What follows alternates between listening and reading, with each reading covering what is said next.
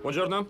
Buongiorno. Atmosfera ridicola oggi. Passo. Che sia un gran giorno o un giorno buio, all'ufficio dello sceriffo di Rino hanno notificato definitivamente dai piani alti che Trudy Weigel, ebete clinica, donna funzionalmente ritardata che è stata con noi per anni, è stata... Almeno credo, non ho... qualcuno ha visto il fax originale? No, sappiamo solo che ci sono No, novità, ma niente di signore. Pensavo certo. fosse ufficiale. Ma deve essere Ma ufficiale, come si deve dice? essere licenziata. Sembra che lama affilata taglia di netto. Sayonara, Trudy, quindi oggi saremo carini con lei. Bon voyage. Sì, Lasciamolo andare. letteralmente. Sì. Sì.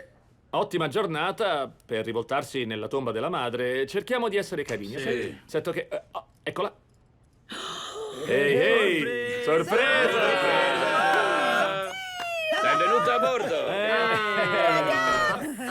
Vieni qui. Oh mio Dio, non ci posso credere! Mi hanno comunicato che mi hanno promossa a sergente!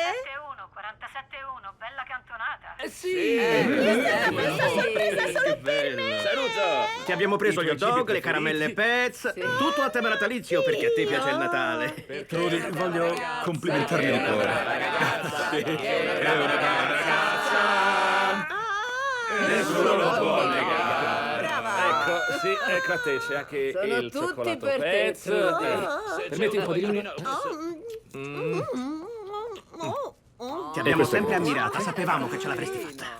Ecco, tieni. Tienilo lì, da brava. Ti regaliamo anche i soldi del barattolo di insulti razzisti. Beh, diciamo che te li restituiamo, erano soldi tuoi. Fondo di previdenza razzista. Oggi sei Io sono razzante. sempre stata gelosa di te, Weigel.